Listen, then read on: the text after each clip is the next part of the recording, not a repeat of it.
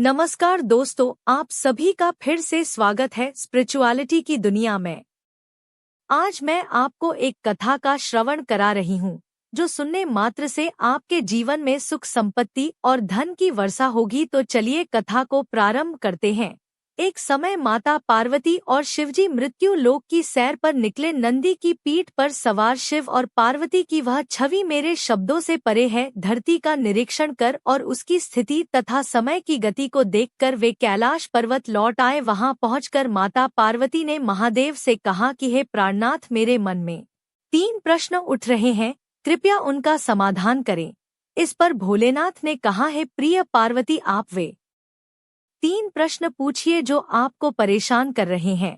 तब पार्वती माता ने कहा, प्रभु, धरती का अवलोकन करते समय मुझे यह जानने की इच्छा हुई कि संसार में सबसे कोमल चीज क्या है, शरबत से भी अधिक मीठा और ऊर्जा देने वाला पेय कौन सा है, और तीसरा, किन कारणों से एक व्यक्ति धन या धनवान बनता है। इस पर महादेव ने कहा, हे देवी, मैं इन तीनों प्रश्नों के उत्तर अवश्य दूंगा, पर कृपया आप सोए नहीं और नींद ना ले। जिस पर माता पार्वती ने कहा, हे नाथ, आप कट सुनाइए, मैं वचन देती हूँ कि मैं अपना मन और ध्यान लगाकर आपकी कथा सुनूंगी। तब भगवान शिव देवी से कहते हैं, आइए हम समझते हैं कि आज की इस कहानी के जरिए, इसलिए हे प्रिय, यदि आप इस कहानी को प्रेम और श्रद्धा के साथ सुनेगी तो निश्चित ही आपके भक्तों को पृथ्वी पर जन कल्याण के लिए अपार सुख, शांति और प्रगति प्राप्त होगी। मैं भी अपने भक्तों की सहायता किसी न किसी रूप में अवश्य करता हूँ। और शिव महापुराण के 16वें अध्याय में यह बताया गया है कि शिव कथा को सुनने, कहने और समाज में बांटने से व्यक्ति जन्मों जन्मांतर के कष्टों और पापों से मुक्त हो जाता है, जीवन सुखमय बिताता है और अंत में वैकुंठ धाम को प्राप्त होता है। अगर आप यह कहानी सुन रहे हैं तो पूरा सुनिए। इस कथा को आधा अधूरा छोड़कर जाने की गलती मत करिएगा, क्योंकि इस पवित्र कथा को पूरा सुनने से मन चाहे फल की प्राप्ति होगी। इसलिए इस कथा को पूरा सुने। आप शिव भक्त हैं तो भोलेनाथ का अनादर ना करें। तो आइए कहानी की शुरुआत करते हैं। एक शहर में एक अमीर व्यापारी रहता था। वह देश विदेश की यात्रा करके व्यापार किया करता था। उसकी 3 बेटियां थीं जो बहुत ही खूबसूरत और गुण थी। देखने में वे तीनों राजकुमारियों की तरह लगती थी। इस प्रकार व्यापारी का जीवन सुख, शांति और अनुकूलता से भरा हुआ था। एक दिन व्यापार के लिए उसे विदेश जाना पड़ा। वह एक ऐसा देश था जहां सोने, चांदी और कीमती चीजों की खानें थी, जिसके कारण वहां बहुत ही उन्नत और सुंदर वस्तुओं का निर्माण होता था। उसने सोचा कि चूंकि मैं इतनी अच्छी जगह जा रहा हूं तो नहीं पता कि फिर कब वहां जाना होगा, तो क्यों ना वापसी में अपनी बेटियों के लिए कुछ ऐसे उपहार लेकर आऊं जो मैं हमेशा याद रखूं। इस विचार के साथ उसने अपनी पत्नी से सलाह की और कहा कि मैं विदेश जा रहा हूं और चाहता हूं कि अपनी बेटियों के लिए कुछ बहुत ही सुंदर उपहार लेकर आऊं। इस पर उसकी पत्नी ने कहा कि अब हमारी बेटियां बड़ी हो गई हैं, उनकी सोच, विचार और इच्छाएं बदल गई हैं, तो कितना अच्छा होगा अगर आप उनसे जाकर पूछें कि उन्हें क्या चाहिए और उनकी इच्छा के अनुसार ही उनके लिए उपहार लाएं। इस पर व्यापारी ने अपनी बड़ी बेटी को बुलाया और उसके आने पर उससे एक सवाल किया, इस बेटी, तुम मुझसे कितना प्यार करती हो? इस पर बड़ी बेटी ने उत्तर दिया, पिताजी, मैं आपसे अपनी जान से भी ज्यादा प्यार करती हूँ। यह सुनकर सेठ बहुत खुश हुए और बोले, बेटी, मैं कल व्यापार के लिए एक अनूठे देश जा रहा हूँ, जहाँ से मैं तुम्हारे लिए कोई खास तोहफा लाना चाहता हूँ।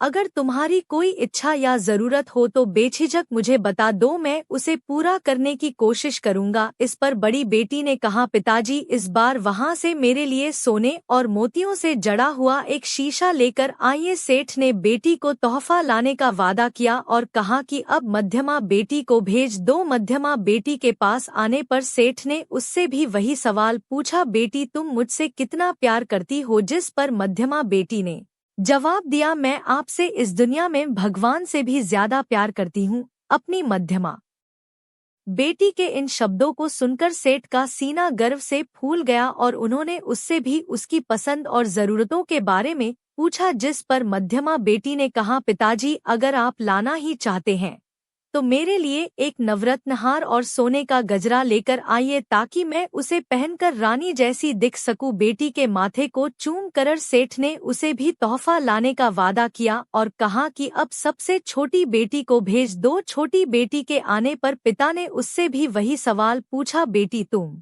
मुझसे कितना प्यार करती हो? जिस पर छोटी बेटी ने कहा, पिताजी मैं आपसे उतना ही प्यार करती हूँ जितना खाने में नमक होता है। यह सुनकर और अपनी तुलना नमक से किए जाने पर सेठ बहुत दुखी हुए और गुस्से में आकर उन्होंने अपनी बेटी पर बरसते हुए कहा, मैं तो तुम्हें विदेश से कोई तोहफा लाने वाला था, लेकिन तुम्हारी बातों ने सब बिगाड़ दिया। तुम्हें अपनी बड़ी और मझली बहनों से बहुत कुछ सीखने की जरूरत है। बड़ी बेटी ने जहाँ मुझे अपनी जान से भी प्यारा बताया, वहीं मझली बेटी ने मेरी तुलना भगवान से भी ऊपर की। वह कहती है कि वह मुझसे भगवान से भी ज्यादा प्रेम करती है, इसलिए तुम मेरी नजरों से दूर हो जाओ और तुम्हें चाहिए कि अपनी दोनों बड़ी बहनों से कुछ सीखो और गुणी बनो ताकि जब तुम्हारा विवाह हो हमारी इज्जत और नाक बची रहे। छोटी बेटी ने पिता के सामने सिर झुकाया और कहा, पिताजी मुझे कुछ नहीं चाहिए, मैं तो केवल यही चाहती हूँ कि आपकी यात्रा मंगलमय हो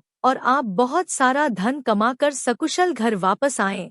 गुस्से और नासमझी में भरे सेठ ने बिना सोचे समझे विदेश की यात्रा की। लौटने पर उन्होंने अपनी बड़ी बेटी को हीरे और मोतियों से सजाया। मध्यम बेटी को उन्होंने कीमती नवरत्न हाथों के लिए और सोने का गजरा तोहफे में दिया। यह उपहार बहुत महंगे और बेशकीमती थे, जिनकी सुंदरता और भव्यता देखते ही बनती थी। दोनों बहनें अपने अपने उपहार पाकर बहुत खुश और प्रसन्न थी। उनका मन और मस्तिष्क बहुत उत्साहित था। वहीं छोटी बेटी अपनी बहनों को खुश देखकर उनसे भी ज्यादा प्रसन्न थी और उसे अपने पिता के कठोर व्यवहार और उपहार न मिलने का कोई दुख नहीं था। वह हमेशा की तरह घर के कामों और भगवान शिव की आराधना में लीन रहती थी। छोटी बेटी को इस तरह शांत, संतुष्ट और भक्ति में लीन देखकर सेठ ने ताना मारा कि देखो, मुझसे नमक के बराबर प्यार करने का यही परिणाम है, इसीलिए मैंने तुम्हें कुछ नहीं दिया और तुम्हारे इस व्यवहार की वजह से भविष्य में भी मैं तुम्हें कुछ नहीं दूंगा। इस पर छोटी बेटी ने विनम्रता से कहा, पिताजी जो आपको उचित लगे वही कीजिए। मेरे लिए तो आपका सकुशल वापस आना और मेरी बड़ी बहनों को उनके मनचाहे उपहार मिलना ही काफी है। इस तरह समय बीतता गया और तीनों बेटियां बड़ी होती गई। एक दिन एक सुंदर, आकर्षक और लंबा चौड़ा युवक जो उस राज्य का राजकुमार था, नगर में घूमने आया। गर्मी की तपती दोपहर में उसे बहुत प्यास लगी और वह सेठ के घर पहुंच गया, जहां उसने सेठ से पानी मांगा। सेठ ने उसे पानी पिलाया और उचित सम्मान देते हुए उसका अच्छे से सत्कार किया। उस समय सेठ की तीन बेटियां वहीं नजदीक मौजूद थी, जिनकी नटखट हथों और आचरण पर राजपूत काफी देर से ध्यान दे रहा था। जाते वक्त उसने सेठ से कहा कि यह दयालु शहर के सेठ मेरे पिता यानी राजा जी मेरे विवाह के लिए एक उपयुक्त कन्या की तलाश में है, लेकिन जितना मैंने देखा है मुझे आपकी सबसे छोटी बेटी बहुत पसंद आई है। उसकी सुंदरता और अच्छे व्यवहार से मैं बहुत प्रभावित हूँ। मैं चाहता हूँ कि आप उसका विवाह मेरे साथ करें और राजा जी के समधी बने। राजपूत की यह बात सुनकर सेठ ने पहले तो थोड़ा संकोच किया, फिर उसने राजपूत से कहा कि आपका प्रस्ताव बहुत ही सराहनीय और उत्तम है, पर इस पिता की एक चिंता है कि मेरी छोटी बेटी से पहले मेरी दो बड़ी बेटियां अविवाहित है। कितना अच्छा होता अगर आप मेरी बड़ी बेटी से विवाह कर मेरी इस चिंता को दूर करते। राजकुमार ने सेठ की बात समझी और कहा कि इसके लिए उसे अपने पिता यानी राजा से चर्चा करनी होगी। अगर उन्हें आपकी बड़ी बेटी उपयुक्त लगती है तो वे इस रिश्ते के लिए हामी भर सकते हैं। इस काम के लिए आपको अपनी ज्येष्ठ कन्या को मेरे साथ महल में भेजना पड़ेगा। यदि सब कुछ ठीक रहा तो मुझे कोई आपत्ति नहीं होगी, अन्यथा मैं आपकी बेटी को सुरक्षित आपके पास वापस छोड़ने का वचन देता हूँ। इस पर सेठ और सेठानी ने विचार विमर्श कर राजकुमार से कहा कि हे भावी राजा, हमें आप पर पूरा विश्वास है, इसलिए आप चाहें तो मेरी बड़ी बेटी को राजमहल ले जाकर महाराज से मिलवा सकते हैं और जो उचित समझे वह निर्णय ले। सेठ की बड़ी बेटी को लेकर वह विदा हुआ और महल पहुंचकर उसने उसे एक बहुत ही आरामदायक, मुलायम और कोमल बिस्तर पर बिठाया, फिर दासिव की और कुछ खास फलों और मिठाइयों से बना मीठा और स्वादिष्ट शरबत पिलाया। सेवासत कार के बाद राजकुमार भी वहां आया। उसने बड़ी बेटी से 2 सवाल पूछे। पहला, क्या आपने कभी इससे पहले इतने कोमल, आरामदायक और मुलायम बिस्तर पर बैठने का अनुभव किया है? दूसरा, क्या आपने कभी इतना मीठा और स्वादिष्ट शरबत पहले पिया है? कुछ देर सोचने के बाद बड़ी बेटी ने दोनों सवालों का जवाब नहीं में दिया और राजकुमार से कहा कि उसने अपने जीवन में ना तो ऐसा कोमल बिस्तर देखा है और ना ही उस पर बैठी है और ना ही उसने कभी ऐसा मीठा और सुगंधित शरबत पिया है। यह सुनकर राजकुमार ने कहा कि आप परीक्षा में असफल रही हैं, इसलिए अब आप हमारी पत्नी और इस राज्य की रानी नहीं बन सकती। वादे के अनुसार मैं आपको आपके पिता के घर वापस छोड़ने जा रहा हूँ।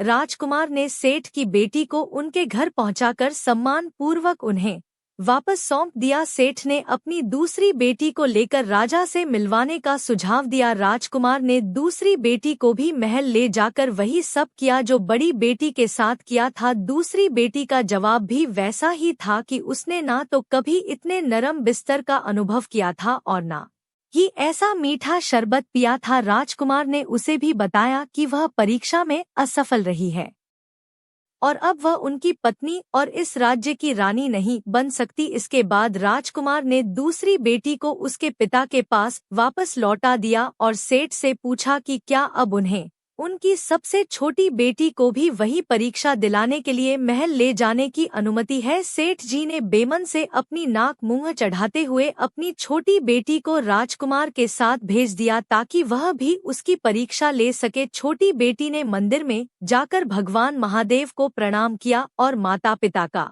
आशीर्वाद लेकर राजकुमार के साथ महल की ओर चल पड़ी। महल पहुंचने पर राजकुमार ने उसे एक नरम और मुलायम बिस्तर पर बिठाया और दासिया ने उसे मीठे और सुगंधित शरबत की पेशकश की। शरबत पीते ही राजकुमार ने उससे पूछा कि क्या उसने पहले कभी इतने आरामदायक बिस्तर पर सोया है या चुना है, जिस पर छोटी बेटी ने हाँ में सिर हिला दिया, जिसे देखकर राजकुमार और राजा दोनों हैरान रह गए कि यह कैसे संभव है। फिर राजकुमार ने दूसरा सवाल किया कि क्या उसने पहले कभी इतना मीठा और सुगंधित शरबत पिया है, जिस पर छोटी बेटी ने बड़ी दृढ़ता से जवाब दिया कि वह ऐसा शरबत न केवल एक बार बल्कि बार बार और प्रतिदिन पीती है। जिसे सुनकर राजकुमार और राजा दोनों आश्चर्यचकित हो गए। उन्होंने पूछा, है सेठ की बेटी, कृपया विस्तार से बताइए कि आपने यह अनुभव कहाँ और कैसे हासिल किए? जिस पर छोटी बेटी ने उत्तर दिया, इस बिस्तर से भी ज्यादा नरम, मुलायम और सुरक्षित मेरी माँ की गोद है, जहाँ मैंने बचपन से ही आराम और खेल किया है। खेल जैसे कि आप सभी ने भी अपने माता पिता की गोद में किया होगा, क्योंकि माँ की गोद ही वह जगह है जो सबसे नरम और मजबूत होती है और वह अपने बच्चों को हर तरह के खतरों से 1000 गुना ज्यादा सुरक्षित रखती है। छोटी बेटी के जवाब से राजा और राजकुमार दोनों खुश हुए। फिर राजकुमार ने पूछा, आपने इससे भी मीठा और ऊर्जावान शरबत कहाँ पिया है? जिस पर छोटी बेटी ने कहा, मेरी माँ का दूध, जो मेरे शरीर में लहू बनकर दौड़ता है और जिसे हमने बचपन में खूब पिया है। माँ का दूध वह अमृत है जो नवजात शिशु के शरीर और दिमाग को लाखों गुना पोषित और बढ़ाता है। माँ के दूध की पौष्टिकता और मिठास किसी भी शरबत से कई गुना अधिक महत्वपूर्ण और लाभदायक है। छोटी बेटी के सटीक और सही जवाब से राजा और राजकुमार दोनों संतुष्ट हुए कि उन्हें वह वधू मिल गई है जिसकी वे तलाश कर रहे थे और इस तरह राजकुमार ने सेठ और सेठानी से अनुमति लेकर एक शुभ दिन चुनकर सेठ की छोटी बेटी से विवाह कर लिया। अब सच्चाई यह थी कि सेठ की छोटी बेटी उस राज्य की महारानी बन चुकी थी। कुछ समय बाद छोटी बेटी और दामाद ने नगर सेठ को अपने महल में एक दावत पर आमंत्रित किया और छोटी बेटी ने सेव करते हुए 56 भोग और अनेक तरह के व्यंजन बनाए। जैसे ही सेठ आए, उनका आदर सत्कार करके उन्हें भोजनालय में बिठाया गया। एक एक कर सभी व्यंजन उन्हें परोसे गए। जहां घर के बाकी सदस्य खाने में मग्न थे, वहीं सेठ का चेहरा देखने लायक था। वह हर एक व्यंजन को छक कर बुरा भला कहते और अजीब सा मुँह बनाकर उसे छोड़ देते और दूसरे व्यंजन की ओर बढ़ जाते। मतलब कि सेठ के मुंह में एक भी निवाला ठीक से नहीं जा रहा था, यानी वह ठीक से खा नहीं पा रहे थे। धीरे धीरे सेठ के चेहरे पर गुस्सा और नाराजगी के भाव उभरने लगे और एक समय ऐसा भी आया कि वह उठकर लगभग चिल्लाते हुए बोले, यह क्या महाराज, अगर आपने मुझे फीका, बहुत तीखा और बेस्वाद भोजन ही कराना था तो आपने मुझे यहाँ क्यों बुलाया? कहने को तो आपने 56 भोग बनाए हैं, पर किसी एक भी व्यंजन में नमक नहीं है, किसी में चीनी है तो किसी में मसाला, किसी में खटाई है तो किसी में गुड़। इस पर राजकुमार ने विनम्रता से कहा, पिताजी, यह भोजन हमने नहीं बल्कि खास तौर पर आपकी छोटी बेटी ने अपने हाथों से बनाया है, और वह भी सिर्फ आपके लिए। यह सुनकर सेठ छोटी बेटी की ओर मुड़े और खड़े होते हुए छोटी बेटी ने कहा, जी पिताजी, यह खाना मैंने खास तौर पर आपके लिए ही बनाया है। मैंने इसमें चुनिंदा मसाले, मेवे, काजू, बादाम आदि डाले हैं और हर सब्जी, भाजी और पकवान को मैंने शुद्ध देसी घी और ताजे मक्खन से बनाया है। सेठ ने सुना और कहा, यह सब तो ठीक है बेटी, लेकिन मुझे यह बताओ कि इसमें चुटकी भर नमक कौन मिलाएगा? जब तुमने इतना सब कुछ डाल दिया तो नमक क्यों नहीं? नमक के बिना खाने का स्वाद और गुणवत्ता कुछ भी नहीं होती, वह तो कचरे के जैसा होता है। इस पर बेटी ने खड़े स्वर में कहा, पिताजी, यही तो जीवन की विडंबना है। जब वर्षों पहले मैंने आपको विदेश जाते समय आपके पूछने पर यही कहा था कि पिताजी, मैं आपसे उतना ही प्यार करती हूँ जितना खाने में नमक होता है, यानी चुटकी भर, मेरे उत्तर को सुनकर आपने मेरा अपमान किया था। उस अपमान को बताने के लिए मेरे पास शब्द नहीं है, क्योंकि आप इतने ज्ञानी और परिपक्व होने के बावजूद भी नहीं समझ पाए कि मैं आपसे क्या कहना चाहती थी। आप उस समय के केवल चपलस और झूठी प्रशंसा में फंसे हुए थे। आपने मुझे अपने प्रेम, संरक्षण और आशीर्वाद से इतने समय तक वंचित रखा। मैं तब भी आपसे यही कहना चाहती थी कि आप हमारे लिए उस चुटकी भर नमक की तरह हैं, जिसके बिना घी, तेल और मेवे आदि सब बेस्वाद लगते हैं। यानी बिना पिता के बच्चों का जीवन कठिन और दुखदायी होता है। अपनी छोटी बेटी के ऐसे वचन और बुद्धिमत्ता पूर्ण बातें सुनकर सेठ की आंखों से आंसू बहने लगे। उसे एहसास हुआ कि उसने अनजाने में अपनी हीरे जैसी सुंदर और गुणवान बेटी को बहुत कष्ट दिया है। उसने अपनी समझदार बेटी का दिल दुखाया है। पश्चाताप और आत्मग्लानि से भरे सेठ ने अपने हाथ जोड़कर अपनी बेटी से कहा, तुम तो साक्षात माँ दुर्गा की तरह शक्तिशाली, बुद्धिमान और गुणों से संपन्न हो। क्या तुम अपने दुर्भाग्यशाली पिता को क्षमा करोगी? क्योंकि आज मैं तुम्हें आशीर्वाद देता हूँ कि तुम लंबी उम्र जियो, हजारों साल तक जियो और तुम्हारा सुहाग सदैव अमर रहे और हर घर में तुम्हारे जैसी ही समझदार और योग्य बेटी का जन्म हो। आज मैं गर्व से कहता हूँ कि मैं इतनी समझदार, सुशील और सुंदर बेटी का पिता हूँ। हर हर महादेव, हर महादेव। भगवान शिव की ज्ञान से भरी और भावपूर्ण कहानी सुनकर माता पार्वती की आंखों में भी खुशी और भावनाओं के आंसू छलक आए। उन्होंने कहा, हे प्राणनाथ, हे महादेव, आपकी कहानी बहुत ही सुंदर और जीवन बदलने वाली है, लेकिन आपने मेरे 2 सवालों, नरम बिस्तर और मीठे शरबत का जवाब तो दिया, पर मेरा तीसरा सवाल अभी भी बाकी है। इस पर भगवान शिव मुस्कुराते हुए बोले, हे देवी, हे पार्वती, धैर्य रखें, बेचैन ना हो, कृपया कहानी को अंत तक सुने।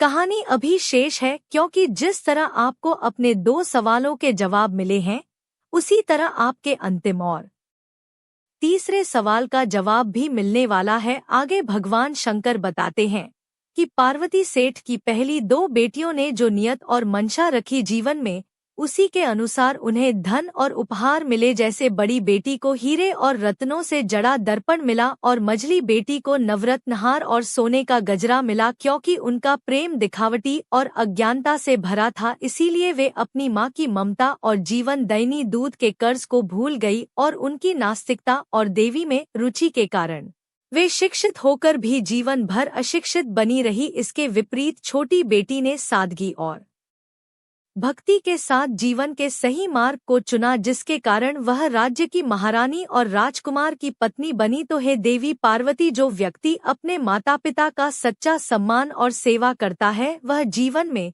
कभी निराश नहीं होता। ऐसे बच्चों के सभी काम देवी कृपा से स्वतः पूर्ण होते हैं। और जो व्यक्ति हमेशा नकारात्मक सोच रखता है और अपना समय बर्बाद करता है, वह जीवन में सफल नहीं हो पाता। वह व्यक्ति नशे की हालत में और तरह तरह के गलत काम करता है, हर छोटी बड़ी बात पर झूठ बोलता है, उम्र में बड़े लोगों या ज्ञानियों से अक्सर विवाद करता है, धर्म के खिलाफ व्यवहार या जीवन जीता है, समाज में महिलाओं की ओर गलत नजर रखता है, दूसरों की संपत्ति और चीजें चुराता है, जुआ खेलता है और हर वह काम करता है जो मना है। इसलिए हे पार्वती, ऐसा व्यक्ति कभी भी धनी या सुखी नहीं हो सकता। अगर जीवन में सुख और शांति चाहिए तो सेठ की छोटी बेटी की तरह या सत्य सनातन संस्कृति और धर्म के अनुसार ही आचरण करना चाहिए, क्योंकि ऐसा करने से आपकी सफलता महादेव खुद सुनिश्चित करते हैं। यानी देवों के देव महादेव परमपिता परमात्मा हर पल हर क्षण हमेशा आपके साथ खड़े रहते हैं।